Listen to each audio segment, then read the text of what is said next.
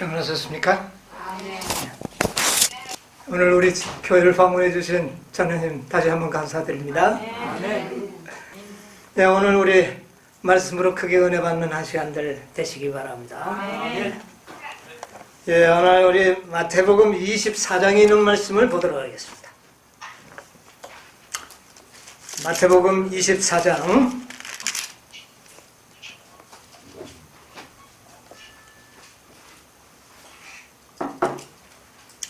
24장 1절로부터 있는 말씀을 제가 읽겠습니다. 예수께서 성전에서 나와서 가실 때에 제자들이 성전 건물들을 가리켜 보이려고 나오니 대답하여 가라사대 너희가 이 모든 것을 보지 못하느냐? 내가 진실로 너희에게 이르노니 돌 하나도 돌 위에 남지 않고 다 무너뜨리우리라. 예수께서 감난산 위에 앉으셨을 때에 제자들이 종용이 나와 가로되 우리에게 이르소서 어느 때에 이런 일이 있겠사오며 또 주의 임하심과 세상 끝에는 무슨 징조가 있사오리까? 예수께서 대답하여 가라사대 너희가 사람의 미혹을 받지 않도록 주의하라. 많은 사람이 내 이름으로 와서 이르되 나는 그리스도라 하여 많은 사람을 미혹해 하리라. 5절까지만 읽도록 하겠습니다. 네. 오늘은 우리들에게 매우 잘 알고 있는 이 말씀이죠. 시대소망 69장에는 이 감난산 위에서 예수님께서 하신 말씀을 전제로 하여 말씀을 기록하고 있습니다. 여러분, 이 제자들이 예수님이 이제 성 밖으로 나오실 때 제자들이 그 성전을 예수님께 보이려고 했다 그렇게 했어요. 왜 그렇게 했겠습니까? 예, 지금 예수님은요, 지금 이 예수님이 이제 며칠 후면 십자가에 돌아가십니다. 요 순환주간에 일어났던 이 사건이 언제부터 순환주간의 사건이냐면은 시몬의 집에서 잔치하던 그때부터 지금까지 제가 지금 계속 연재해서 말씀을 드리고 있는데 이 순환주간에 있었던 이 마지막 사건이에요. 아주 이 중요한 사건입니다. 이제 거기에서 이 교회의 지도자들, 제사장들, 바리새인들, 랍비들, 관원들 이들과 논쟁하다가 이제는 예수님께서 그들과 더 이상 말씀을 나누시지 않고 성전을 어떻게 합니까? 떠납니다. 그런데 이 성전을 떠나는 이 장면인데 들어가는 장면의 시작은 뭐냐면은 보라 내 왕이 임하나니 지금 예수님이 나귀를 타고 어떻게 했어요? 성을 들어가는 그 장면. 그때 많은 사람들이 호산나 다윗의 자손이 이제 왕이 되실 줄로 알고 예수님을 환영하는 그때부터 지금 이 장면은 뭡니까? 이제 나오는 장면이에요. 그리고 난 다음에는 예수님께서는 이 성 안으로 들어가시지를 않습니다. 그러니까 이 발걸음이 성전에서 나오는 마지막 뭐가 되는 겁니까? 발걸음이 돼요. 요 동안에 며칠 동안에는 성전에 오셨다가 또 베다니로 돌아가시고 또 성전에 가셨다가 베다니로 돌아가 이렇게 늘 했어요. 그러나 이제는 다시는 어떻게 해요? 성전에 들어가지 않고 이날은 베다니로 가시지 아니하시고 어디로 가느냐면은 감람산으로 가신 겁니다. 그러면 그 밤은 이제 어디에서 지낼 작정이에요? 감람산에서 지낼 작정으로 가는 그 도성을 마지막 빠져나오는 그 장면에 그러니까 제자들도 그 분위기를 좀 느꼈겠죠? 다시는 이제 예수님이 성 안으로 들어가시지 않을 것을 느끼게 된 제자들이 너무 안타까웠던 겁니다. 그래서 제자들이 예수님에게 뭐라 그럽니까?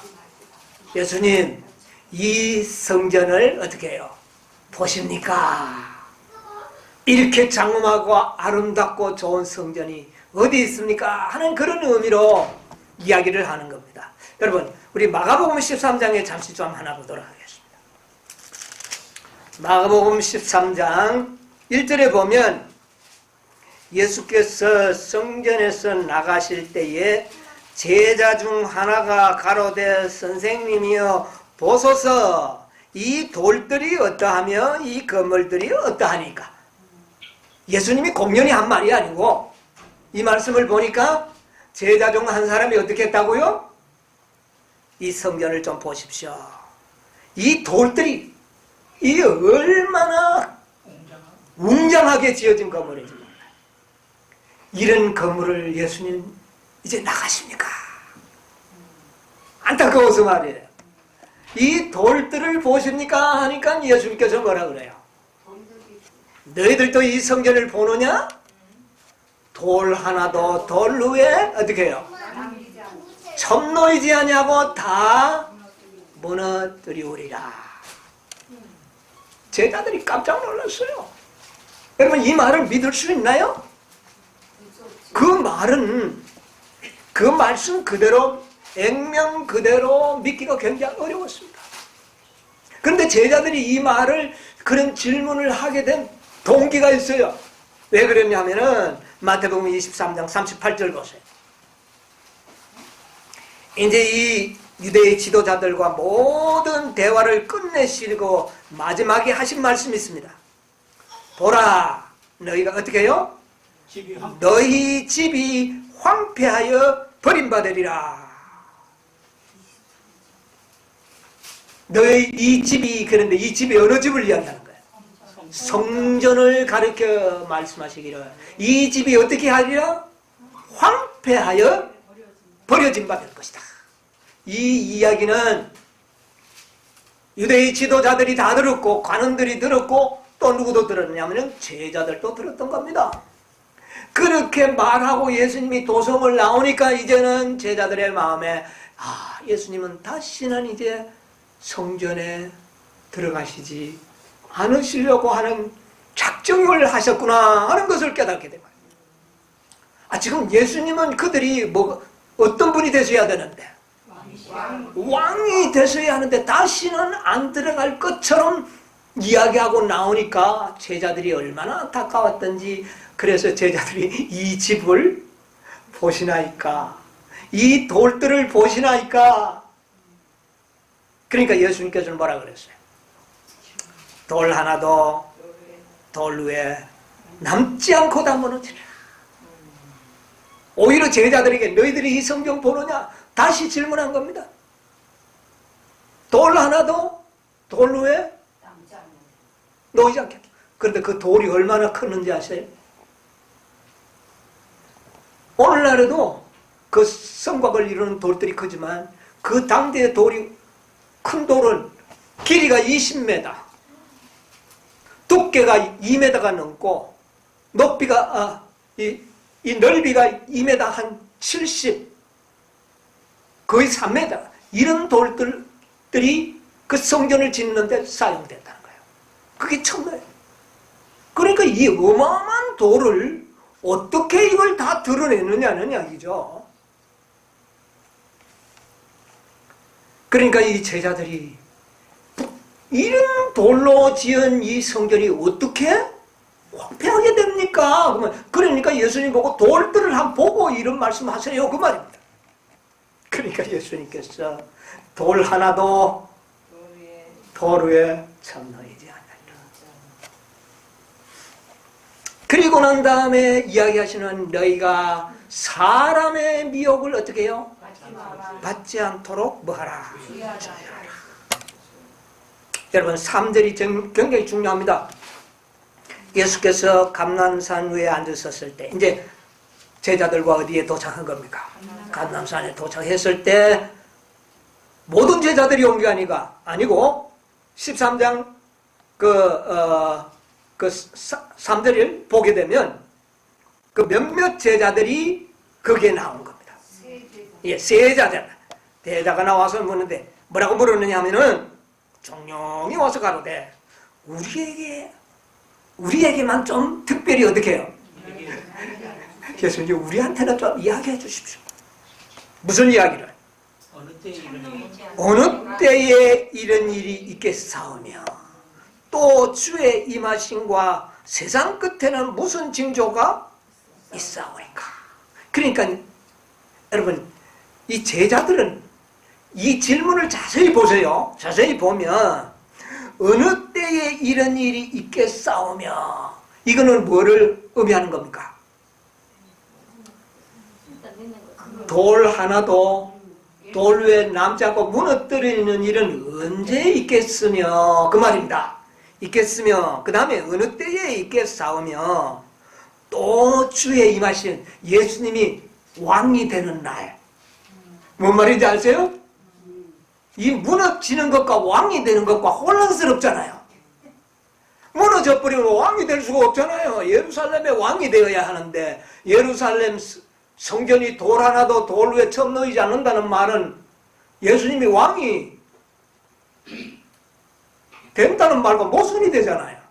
그러니까 제자들이 어느 때에 예수님이 임하시며 왕으로 임재하시며 세상 끝에는 그러니까 이건 뭘 말하느냐면은 이 세상 것과 돌 하나라도 돌 위에 남지 않는 것과 예수님이 왕이 되는 것 이것이 지금 헷갈린다는 말입니다. 이게 예? 지금 예수님이 이야기하는 걸 보면 세상 끝에나 이 돌 하나도 돌 하나 남지 않은 것은 세상 끝에나 있을 일로 보이는데 세상 끝에 그러면 세상 끝에 임하면 예수님이 유대인의 왕이 된다는 것은 이거는 또 어떻게 되느냐 그 말이에요. 그러니까 이게 하나도 제대로 이해되는 것이 없는 겁니다. 세 가지 문제입니다. 예루살렘 성이 무너지는 일, 예수님이 왕이 되는 일, 세상 끝에 있는 일. 세상 끝은 별로 알고 싶은 게 아니었는데 돌 하나도 처음 놓이지 않는 것을 보니까 이건 세상 끝과 같은데 이게 도대체 어떻게 되느냐는 이야기입니다. 여러분 이제 이 말씀에 충분한 그 상황적인 배경을 이해하시겠습니까? 예, 이런 상황이 됐다는 겁니다. 그때에 예수님께서 이제 이야기하시는 겁니다. 예언의 가운데 보면 이런 말씀을 좀 기록한 것이 참고가 될 겁니다. 시대의 소망 627페이지에 보면 그리스도께서 제사장들과 간원들에게 보라 너희 집이 황폐하여 버림바 되리라고 말씀하시는 말씀은 그들의 마음을 공포로 사로잡히게 어떻게 해요? 하였다. 이 말을 듣는 제사장과 백성과 간원들 또 심지어 제자들의 마음에까지 뭐로 사였다? 공포로 사로잡혔다. 그들은 무관심한 채 하였으나 저희 마음 가운데는 이 말씀의 뜻이 무엇인지에 관한 의문이 계속 떠올랐다. 눈에 보이지 않는 위험이 그들을 위협한 것처럼 보였다. 예수님의 말씀을 들은 순간 그들은 무엇인지는 모르지만 큰 위험이 곧 자기들에게 이르러 올 것처럼 느꼈다. 민족의 영광인 이 장엄한 성전이 곧 폐허가 무대기가 될 수 있단 말인가? 불길한 전전은 제자들도 함께 느끼게 되었으며 제자들은 예수님의 더욱 분명한 말씀을 고대하였다. 제자들이 그리스도와 같이 성전을 나갈 때 그들은 성전의 견고함과 아름다움에 대한 주의를 예수님께 주의를 환기시킨다. 여러분 그 모든 배경을 우리가 이렇게 이해를 해야 되는 겁니다. 그래서 이 성전의 돌들은 계속 보면 순백색의 순수한 대리석이 있으며 그중 어떤 돌들은 거의 믿을 수 없을 만큼 큰 것이었다. 이것은 느부갓네살 왕이 쳐들어왔을 때 이 돌들을 어떻게 할 수가 없어요. 너무 커가지고. 예, 그런데 역사적으로 이것을 기록한 것을 보면 약 20m, 그 다음에 두께가 2.1m, 넓이가 2.7m 이 정도 큰 돌들, 이건 뭐 오늘날 갖다 놓으면 큰 바위죠. 예, 이런 돌들로 성전을 지었다는 것. 이 성전이 돌 하나도 돌 위에 남지 않고 무너진다. 이거는 제자들이 이해할 수가 없었어요. 그리고서 계속 읽어보면 너희는 이 벽들이 분명히 파괴될 수 없는 것으로 나한테 가르치나. 내 말을 들어라. 날이 오리니 돌 하나도 돌 위에 어떻게 해요?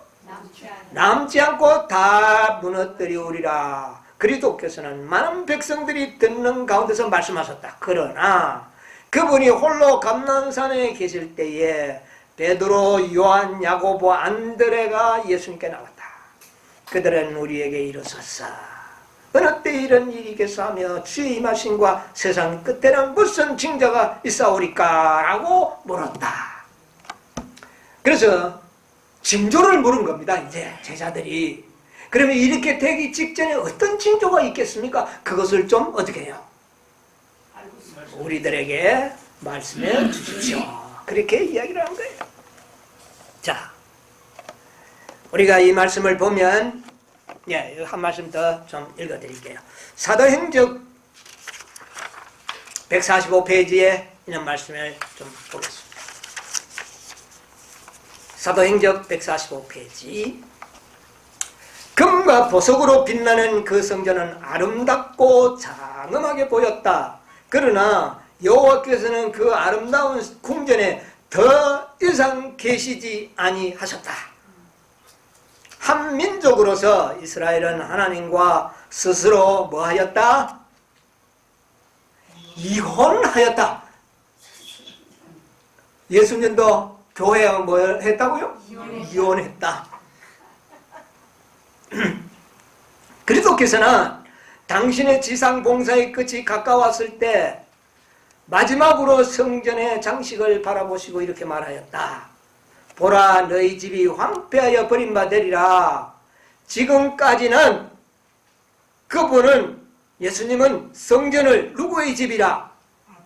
아버지의 집이라고 부르셨지만 하나님의 아들이 성전에서 나가시자 하나님의 임재는 그분의 영광을 위하여 건축된 성전에서 영원히 거두어졌다.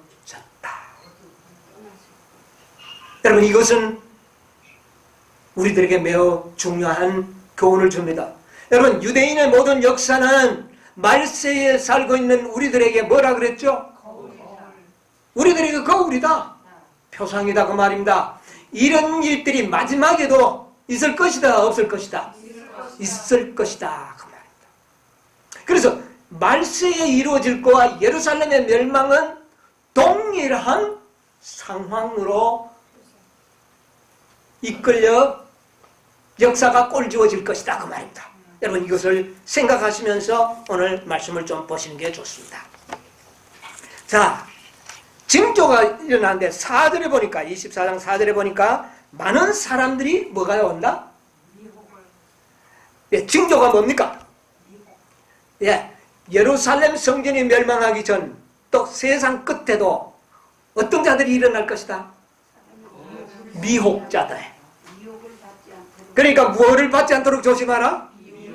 사람의 미혹이 있다 없다? 있다. 오늘날 미혹자 많아요 안 많아요?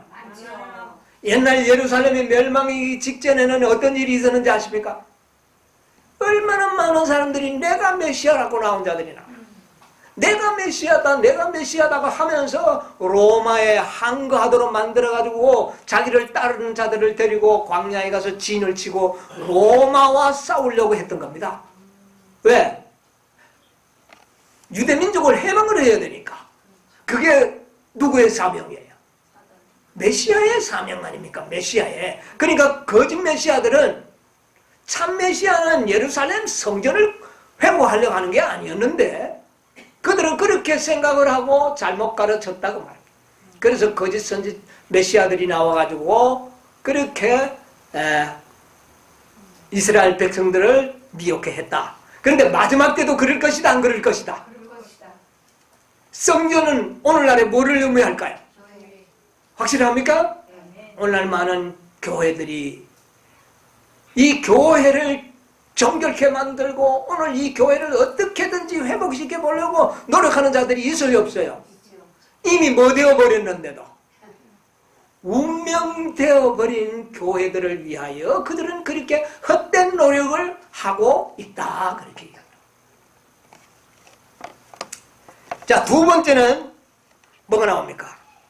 두 번째 징조 6절, 난리와 난리의 소문을 듣겠으나 두려워 말라. 민족이 민족을, 나라가 나라를 대적하여 전쟁의 소문. 여러분, 이 로마가, 이 예루살렘이 몇 년에 망했습니까? 예루살렘이 주 70년에 망했잖아요. 그 주 70년이 될 그 안 동안 31년과 그 70년 되는 사이에 얼마나 많은 권력 암투가 있었는지 말입니다. 황제가 암살을 당하고 막 여러 가지, 여러분 그 저기 로마 역사 보면 다 나오죠. 그때마다 뭐가 일어나면 전쟁이 일어나고 민족과 민족 전쟁이 일어나고, 그리고 난 다음에 나중에 예루살렘에 뭐가 왔느냐 하면은 멸망이 온 겁니다. 말세에도 그렇게 될 것이다 그랬어요. 여러분, 말세가 언제부터 말세라고 그렇게 합니까?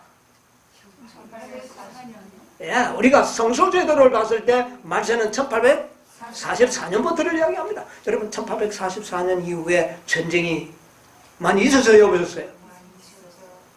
1차 대전, 2차 대전, 공산주의, 민주주의, 이념전쟁, 민족전쟁 엄청나게 일어났죠. 그러나 이것은 아직 끝은 아니라는 겁니다. 일어날 것이 맞아요, 안 맞아요? 딱 맞아요. 자, 그 다음에 세 번째 뭐가 나옵니까? 세 번째가 처처의 기근과, 예, 그거는 이 천재지변에서 다 우리 한번 묶어버립시다. 큰 것만 제가 좀 설명을 드리려면 14절 14절이 뭐가 나옵니까? 이 천국 복음이 모든 민족에게 어떻게 해요? 증거되기 위하여 온 세상에 전파되리니 그제야 끝이 오리라. 여러분, 이것은 말세만 적용되는 게 아닙니다. 아시겠어요? 어디도 적용되어야 될까요? 그럼 지금 현재 말세지 않아요. 오늘날에 말세에도 적용되지만 어디에도 적용된다고요? 예루살렘 멸망 때도 적용되는 겁니다. 그러면 예루살렘 멸망 때 무슨 천국 복음이 온 땅에 전해지고 증거가 드러났느냐? 여러분, 좀 헷갈리죠? 여러분, 그렇게 된 겁니다. 여러분, 사도 바울이 몇 년도에 돌아갔는지 아십니까? 주후? 뭐 잘 기억을 하실 수가 없겠죠. 65년, AD 65년에 사도 바울이 순교당했습니다. 사도 바울이. 그러면 순교당하고 한 7년 후에 예루살렘 성이 어떻게 했어요? 멸망당했죠. 자, 그런데 사도 바울이 생전에 무슨 말을 했는지 아십니까? 골로새서 1장 23절 읽어보세요. 골로새서 1장 23절.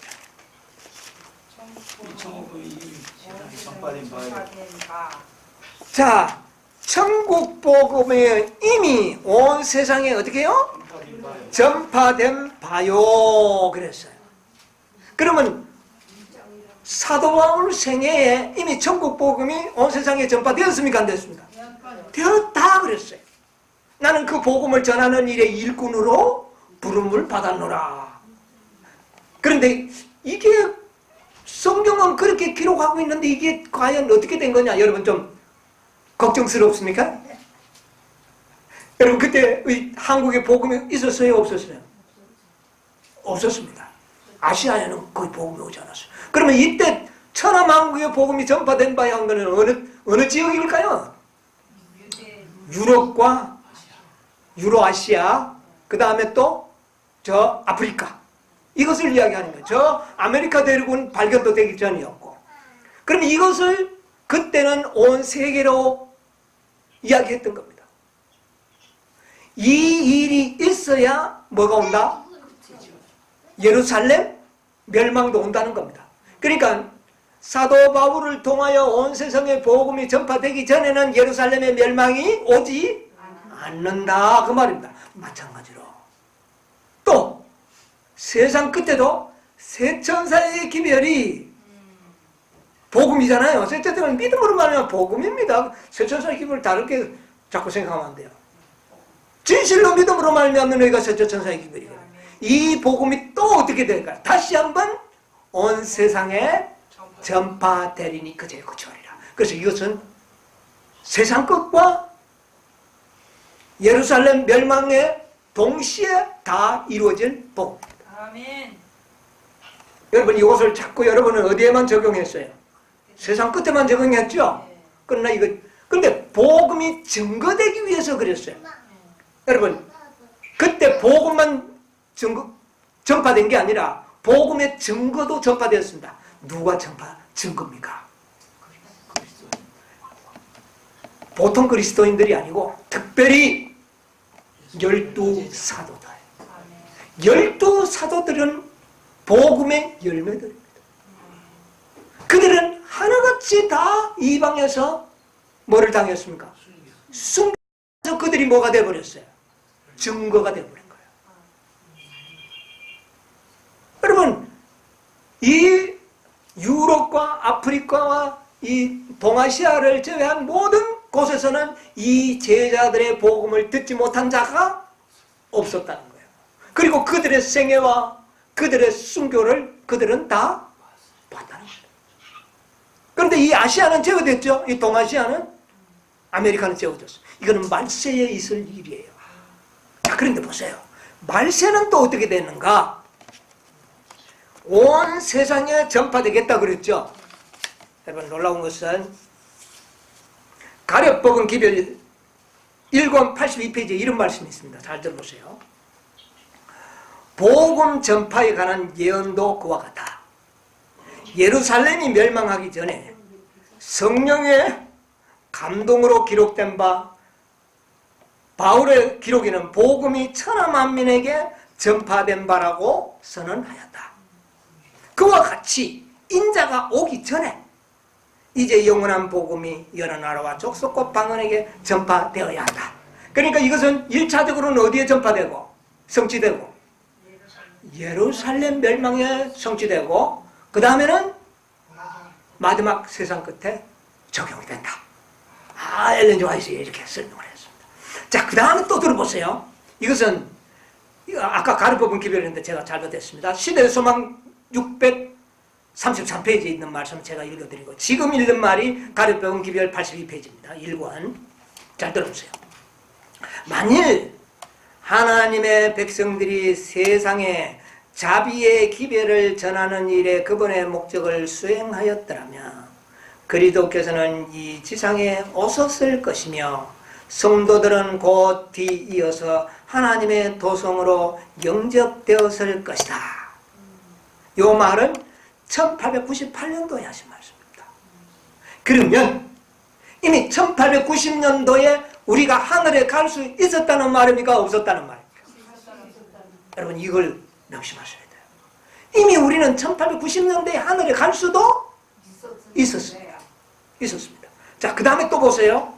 이것은 1892년에 대종의 해보에 기록된 말, 여러분 잘 아는 말씀. 나는 존스와 와그너가 여호수아와 갈렙과 같은 처지에 있음을 보았다. 그대들은 빛곰과 조롱의 돌로 이 형제들에게 돌을 던졌다. 나는 그대들이 알고 있다고 하는 진리를 계획적으로 거절하였음을 보았는데 나는 또한 만일 그대들이 이 기별을 받아들였더라면 우리는 그 날로부터 2년 후에 하늘 왕국에 있었을 것임을 보았다.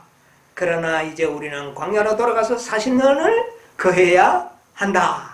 이거 엘렌 지 화이트께서 말씀하셨거든요. 근데 요게 말씀하신 지가 1892년이에요. 그러면 1888년에 존스 와그너의 기별을 받았더라면 이미 1892년도에는 어디에 가 있었다? 하늘에 가 있을 것을 보았다. 자, 그런데 이때의 셋째 천사의 기별이 어디까지 전해졌는지 아십니까? 셋째 천사의 기별이. 여러분 세심하게 좀 보자. 그때는 아메리카 대륙에는 전해졌죠. 유럽 전해졌죠. 아프리카 전해졌죠. 아시아 저쪽 유로 쪽에 전해졌습니다. 그런데 어디는 안 전해졌어요? 요 아시아 요 동쪽에만 안 전해졌어요. 그러면 요때와 예루살렘 멸망하기 전과 복음의 전파의 지역이 같아요? 달라요? 같은 겁니다. 예루살렘 멸망하기 전에 유럽, 아시아, 유럽, 아시아 지역에 전해져 있고 아프리카 전해졌죠. 그때는 아메리카만 없었어요. 그죠? 그런데 마지막에는 아메리카만 더해졌을 뿐 동 지역에는 다 셋째 천사의 기별이 어떻게 해요? 전해졌어요. 전해졌을 때, 거기만 전해졌을 때 사도 바울은 뭐라 그랬냐면은 천국 복음은 이미 땅 끝까지 어떻게 해요? 전파된 거예요. 그러니까 복음이 전파되었기 때문에 예수님이 오실 수 있다 없다? 있다 그 말입니다. 그러니까 1888년에 기별만 받아들였으면 예수님은 어떻게 해요? 오실 수가 있었다는 겁니다. 그런데 그때는 열매가 있었는데 지금은 뭐가 없었어요? 땅끝까지 복음은 전파되는데 뭐가 없어요? 열매가 없다는 겁니다. 그때는 어떤 열매가 있었다고요? 제자들이 이름비 성령의 열매들입니다. 첫 열매들이에요. 그런데 마지막 이 세천사의 기별의 열매는 누구들이에요? 14는 사천인들인데 이 수요가 차지 않았기 때문에 1892년에 예수님은 오실 수가 없었다. 근데 만약에 그 와그너 존수가 전하는 기회를 받아들였더라면 이 수요는 어떻게 해요? 채워지고 끝을 낼 수가 있습니다. 교회가 전체. 예. 누가 받아들였더라면? 교회가 받아들였더라면. 만약 예루살렘 도성의 제사장, 관원, 바리새인들이 예수님을 받아들였더라면 예루살렘의 멸망이 있었을까요? 없었던 겁니다. 자, 오늘의 우리가 이 감난산에서 이루어진 이 모든 예언들을 연구하는 것은 그때 지나간 역사를 단순하게 배우는 것으로 끝나면 아무런 의미가 없습니다. 이것은 어디에 적용이 돼야 돼요? 우리들에게 적용이 되어서 우리는 이 예루살렘의 멸망에서 또 세상 끝에 멸망에서 우리가 멸망받지 않고 어떻게 해요? 구원받도록 하기 위하여 이 기별을 연구하는 겁니다. 아시겠습니까? 예, 그런 목적이 아니라면 우리가 지금 공부하는 것은 아무런 의미가 없어요. 자, 그 다음에 네 번째 이제 징조, 큰 징조를 복음을 이제 전파를 했습니다. 네 번째는 뭡니까? 15절. 그러므로 너희가 선지자 다니엘의 말한 바 멸망에 가정한 것이 거룩한 곳에 선 것을 보거든 읽는 자는 깨달을진저. 그리고 도망치라 그랬죠. 자, 이것은 1차적으로 어디에 적용이 됩니까? 예루살렘 적용됐죠. 그러면 나중에 이건 또 어디에 적용됩니까? 마지막 법령인 일요일 법령이 멸망에 가증한 물건으로 예언의 어떻게 해요? 나와 있습니다. 그러므로 이 예루살렘의 징조, 멸망의 징조와 세상의 멸망의 징조가 같습니까? 틀립니까? 똑같다는 것을 제가 오늘 설명을 드리는 겁니다. 똑같다는 것은 예루살렘의 운명과 이 세상의 마지막 교회들의 운명이 똑같다. 그런데 유대민족은 어떻게 생각했냐면 이 성전 안에 있어야만이 그들은 뭐 할 수 있다? 구원받을 수 있다고 생각을 했어요. 이게 이제 오늘날에도 문제입니다. 오늘날도 모든 교인들이 교회가 다 뭐라고 이야기합니까? 교회 안에 남아 있어야 된다. 그런데 예수님께서는 멸망에 가정한 물건이 세워지던 그때는 다 어떻게 하라? 다 그럼 그때까지 있다가 가라는 말이 아닙니다. 그 일을 보고든 어떻게 하라? 도망하라. 그러면 미리 그 예루살렘의 멸망을 믿었던 자들이 그때 당대에 있었을까요? 없었을까요? 있었어요. 어떤 사람이 나왔을까요? 어떤 사람이? 자, 여러분 보세요. 사도행전 17장을 보겠습니다. 사도행전 17장 11절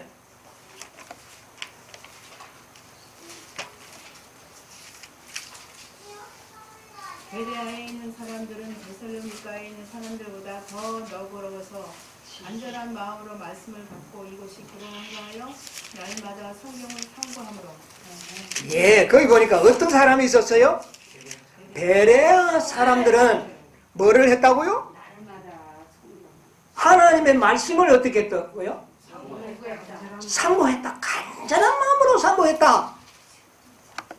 여러분, 예루살렘이 멸망을 할 때에 구원받은 사람들이 있는데 어떤 사람인지 아세요? 베레아 사람들처럼 간절하게 성경을 상고하던 자들만이 구원을 받은 겁니다. 그런데 그러면 예루살렘에 나왔을 때 그들이 어디로 갔을까요?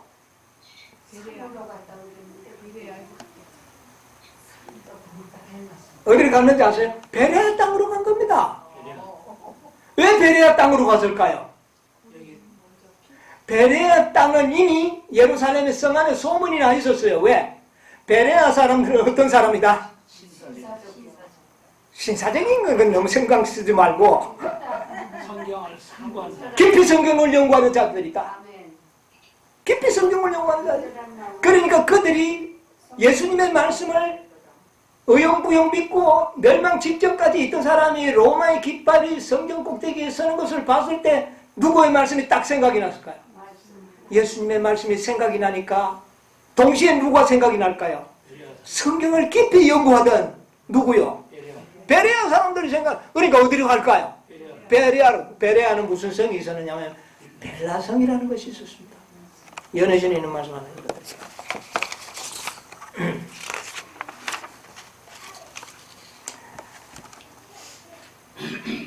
대정투 31페이지. 그 성이 포위된 당시에 유대인들은 장막절을 지키기 위하여 예루살렘에 모여 있었으므로 전국의 그리스도인들이 모두 방해받지 않고 도망할 수 있었다. 그들은 지체하지 않고 안전한 곳, 곧 요단강 건너편 베레아 땅에 있는 벨라성으로 피난하였다. 어느 땅에 있는? 베레아 땅에. 베레아 땅에는 성경을 깊이 연구하는 무리들이 사는 땅이었다. 그 말입니다. 그런데 여기가 포위된 당시 그랬어요. 장말이. 그러니까 예수님께서는 예루살렘 성전이 무너질 것을 이야기하고 도망할 것을 이야기했죠. 그런데 그때까지도 지도자들은 어떻게 했냐면 이 성은 안전한 곳이다. 이 성은 영원히 있을 것이다. 그렇게 이야기해서 그들은 하나님이 떠나버린 그곳에서 유월절을 지키고 유월절을 지키기 위하여 전 세계에 있던 모든 유대인들이 어떻게 했어요? 성전 안에 거의 다 모여 있었어요. 그런데 모여가지고 한참 있는데 갑자기 포위를 로마 군인들이 포위를 하고 있었는데 유대인들이 모여오니까 다 포위해버렸단 말이에요. 그러니까 못 나갔잖아요. 근데 갑자기 포위를 풀어버렸어요. 무슨 일이 있었는지 여러분 역사적으로 알죠? 로마의 황제가 죽음으로 인해서 잠시 동안 그 포위를 푸니까 이때다 싶어서 성경을 연구하던 사람들은 어디로 도망갔어요? 베레아 땅. 성경을 깊이 연구하던 벨라성으로 가서 그들은 다 어떻게 해요? 구원을 받게 된 겁니다. 그러나 예수님의 말씀을 믿지 않고 성경을 연구하지 않던 사람들은 어디에 다 남아있었어요? 예루살렘 성에 남아있다가 한 사람도 없이 다 어떻게 해요? 예루살렘 도성이 완전히 불바다가 되어버렸습니다. 그것을 제가 설명할 시간이 지금 없어요. 안에 있어야 네. 자, 그런데 여기서 이제 제가 한 가지 이야기하는 것은 벨라성에 갔을 때 그 사람들이 어떤 말씀을 연구했을까요? 벨라성에 있는 사람들이 성경을 깊이 상고했다고 그랬거든요. 무슨 주제를 가지고 연구를 했을까? 여러분 궁금하죠? 성경에 기록된 것도 없고 기록된 게 없어요. 그러나 충분히 어떤 말씀을 연구했다는 것을 저는 확실하게 깨달을 수 있습니다. 뭐를 연구했는지 제가 좀 말씀을 드릴게요. 자, 유대인들이 말입니다.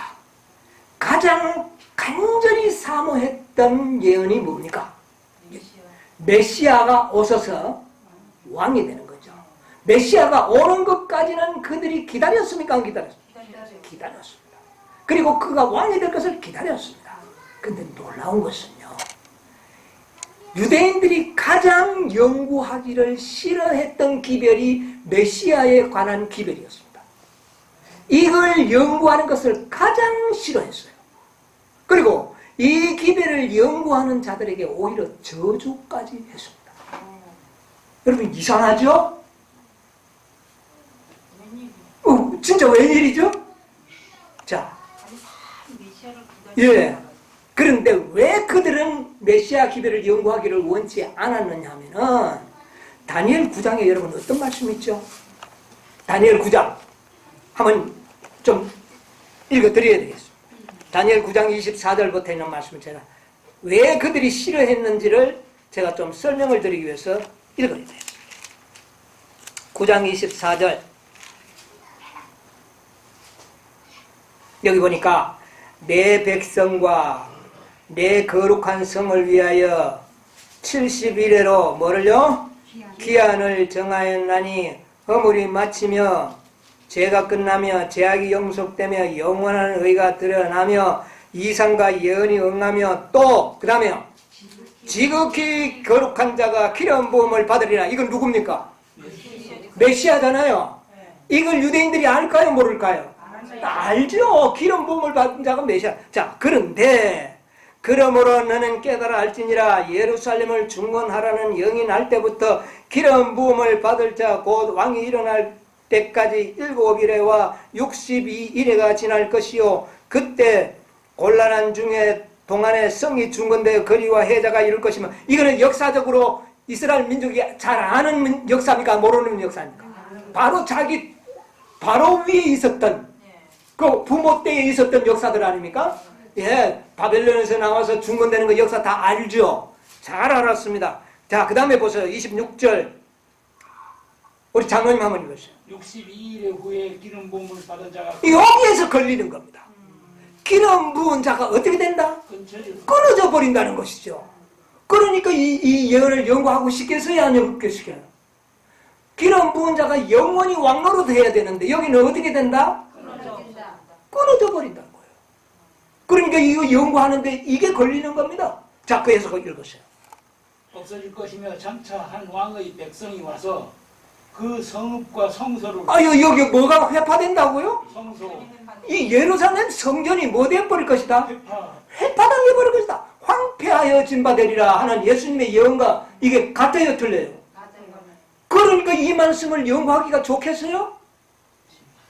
놀랍죠? 자, 그 다음에 좀 더 읽어보세요. 그의 종말은 홍수의 엄물된 것 같을 것이며 또 끝까지 전쟁이 있으리니 황폐할 것이 작정되었느니라. 네. 자, 좀 더 계속 읽으면 좋은데. 그러니까 메시아가 기름 부음을 받고 일어나는 것까지는 그들은 좋았는데 메시아가 끊겨지고 자기가 그렇게 좋아하던 이 성전이 어떻게 된다? 완전히 황폐화되는 것을 예언이. 그러니까 메시아에 관한 예언을 연구하고 싶겠어요? 안 하겠어요? 이것을 정확하게 예언하는 자, 예언을 연구하는 자를 싫어한 거예요. 자, 예언의 신에도 기록했습니다. 잘 보세요. 대전2 378페이지에 남았습니다. 다니엘의 예언이 명백하게 메시아의 오실 시기를 지적하였고, 확실하죠? 그분의 죽으심은 매우 솔직하게 예언하였으므로 그들은 그 예언을 감히 연구하지 못하였고, 메시아가 죽을 것이 예언되었잖아요. 끊어진다고 그랬으니까. 그러니까 이 예언을 연구하고 싶은 마음이 없었다고 말해요. 마침내 랍비들은 메시아의 때를 계산하여 알아보고자 하는 모든 자들에게 저주를 선언하였다. 메시아의 기별을 연구하는 자들에게 뭐를 했다? 저주했다. 놀랍죠?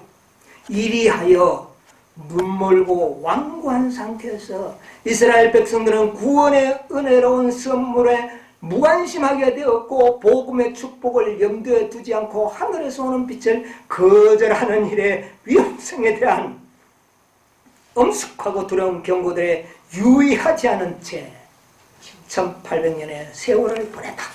자, 여러분 보세요. 이스라엘 백성들이 가장 소망하는 것은 메시아입니다. 그러나 정작 메시아에 대한 예언을 깊이 연구하는 것 자체는 어떻게 했다?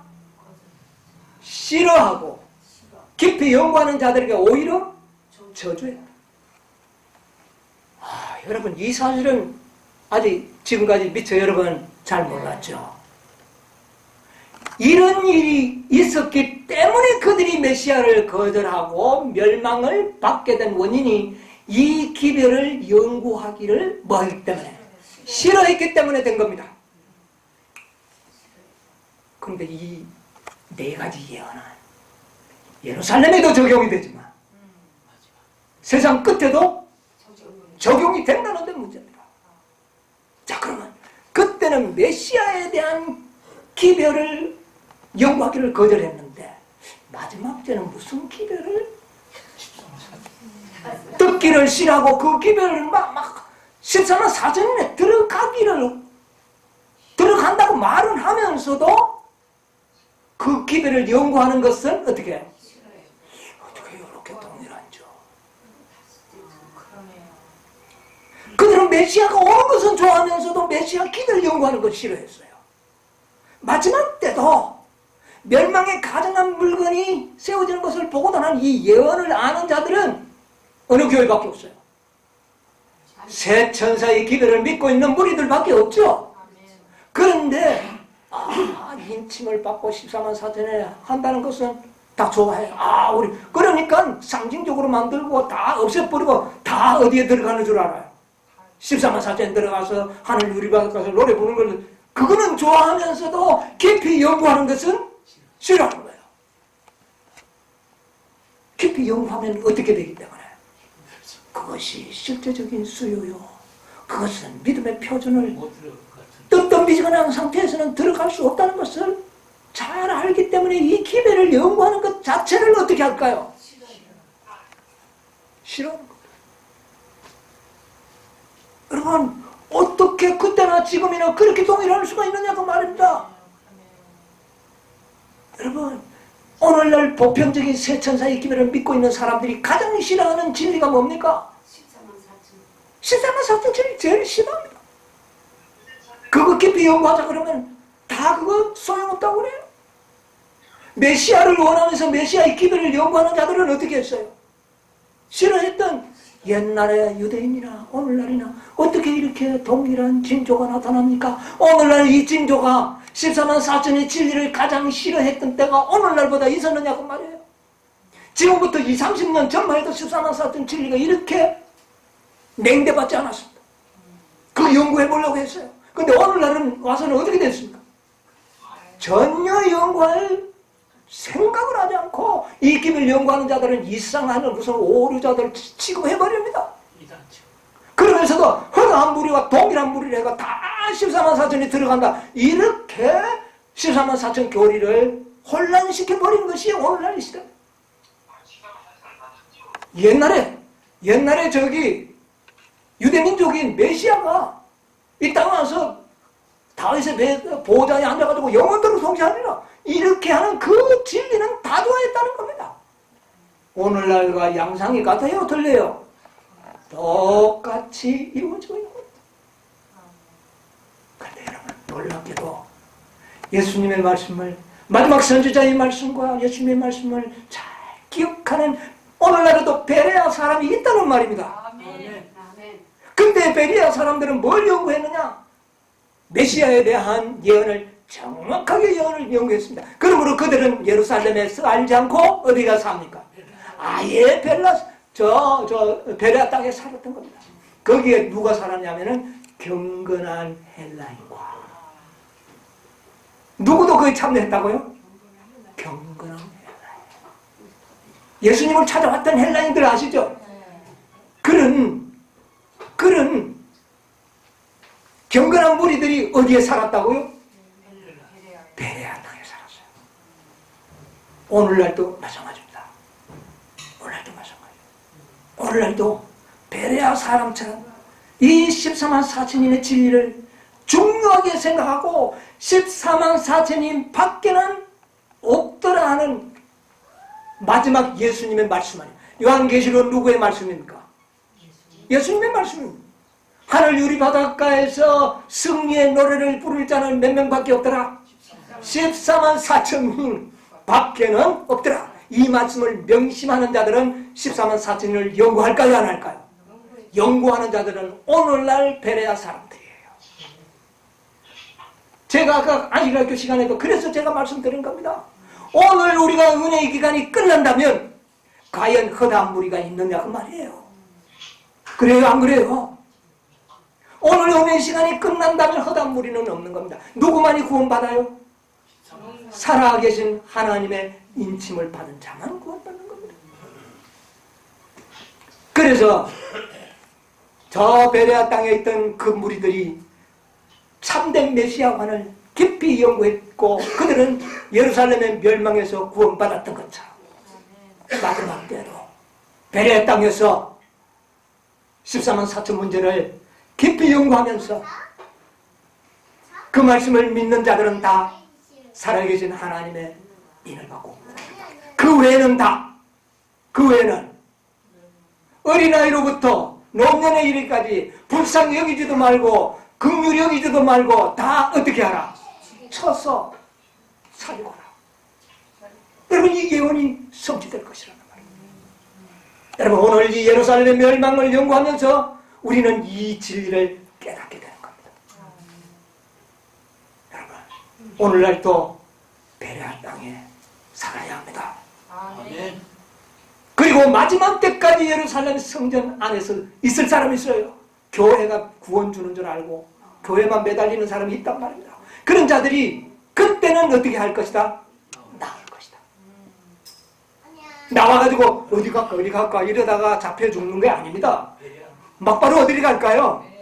베레아 땅으로 직행하는 거예요. 뒤돌아보지 말고 가라 그랬잖아요. 그때도 그렇게 구원받았듯이 마지막 때도 그렇게 구원을 받게 될 것이라.